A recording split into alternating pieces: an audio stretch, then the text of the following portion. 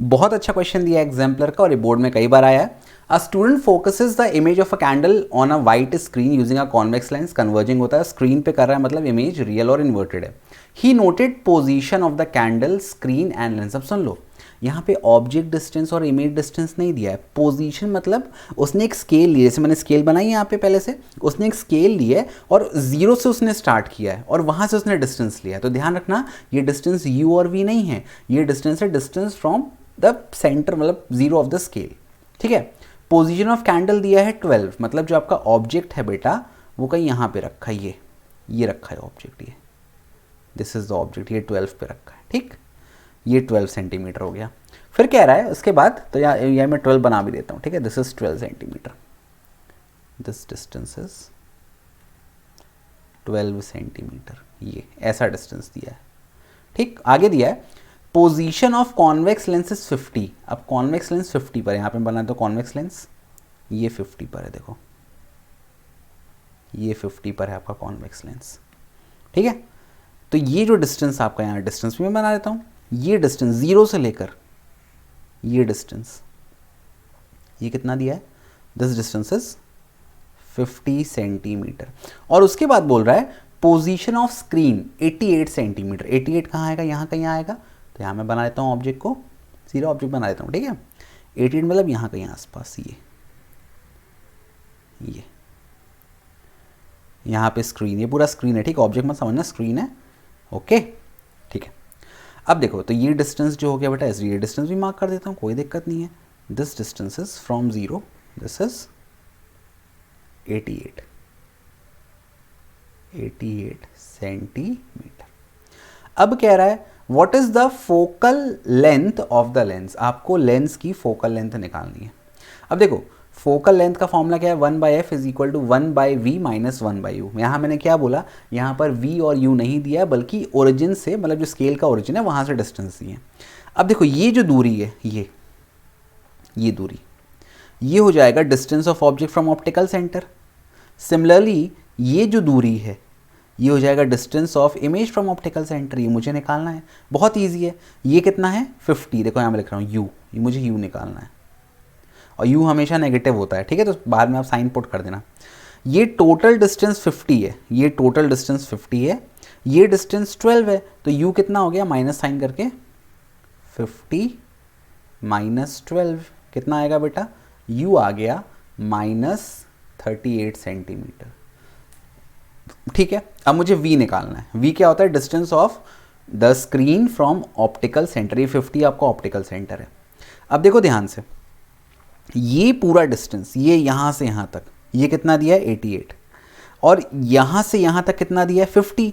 तो ये बाकी जो मैंने डिस्टेंस मार्क किया, ये वाला, ये डिस्टेंस कितना बचा 88 माइनस 50, तो v आ गया 88 माइनस 50, 8 में 5 गया 3, ये आ गया 38 सेंटीमीटर प्लस में। अच्छा, अब आप बहुत अच्छा एक ऑब्जर्वेशन देखो, इसमें कुछ सॉल्व करने की ज़रूरत नहीं है, कुछ सॉल्व करने की ज़रूरत नहीं है भाई। u है 38 और v आ गया मतलब प्लस 38, मतलब ऑब्जेक्ट कहाँ पे रखा है, ऑब्जेक्ट रखा है 2f1 पे।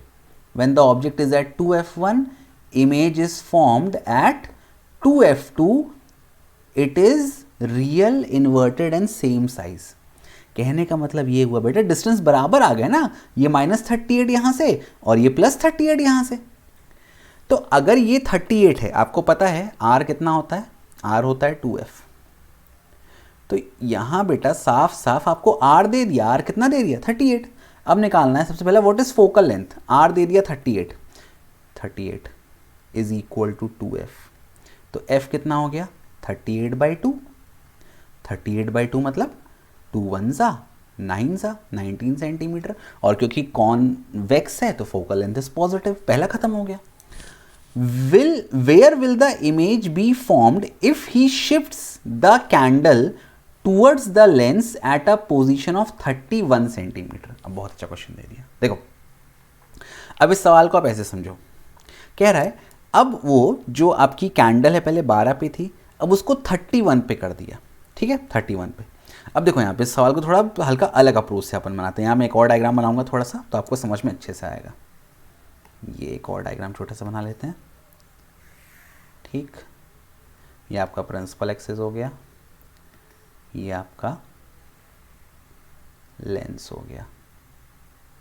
ओके, यहाँ पर आपका f है f1, यहाँ पर है 2f1, इतना ही डिस्टेंस ले लो f2, और यहाँ पर है 2f2।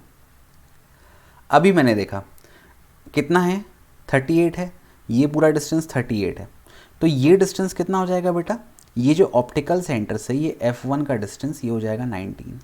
कितना हो गया, 19 हो गया ना, 19, और ये 19 2 38 टोटल हो गया। अब कह रहे थे वो क्वेश्चन कितना अच्छा घुमाया, where will the image be formed if he shifts the candle towards the lens at a position of 31 centimetre. देखो ये 0 है, ठीक है, वो कहाँ ले गया, वो 31 पे ले गया, तो उसका यहाँ से डिस्टेंस कितना बचा, 50 माइनस 31। ऑब्जेक्ट का डिस्टेंस ऑप्टिकल सेंटर से कितना बचा, 19। कहने का मतलब बेटा सेकंड क्वेश्चन में ये हुआ कि अब उसने ऑब्जेक्ट को कहाँ रख दिया, he has placed the object on F1। So when the object is placed on F1, image कहाँ बनेगी, इमेज बनती है इन्फिनिटी पे, it is real, inverted and highly magnified. तो कह रहा है where will the image be form, तो इसका आंसर क्या हो गया, एट इन्फिनिटी। इन्फिनिटी, सीधे आप लिख दो आंसर एट इन्फिनिटी, सॉल्व करने की जरूरत नहीं है। ठीक, फिर आगे कह रहा है what will be the nature of the image formed if he further shifts the candle towards the lens. अब देखो फोकस तक तो ला ही चुका है, फोकस तक तो ले आया, अगर फर्दर शिफ्ट करेगा मतलब अब वो इमेज को कहां ले आएगा, in between optical centre and focus.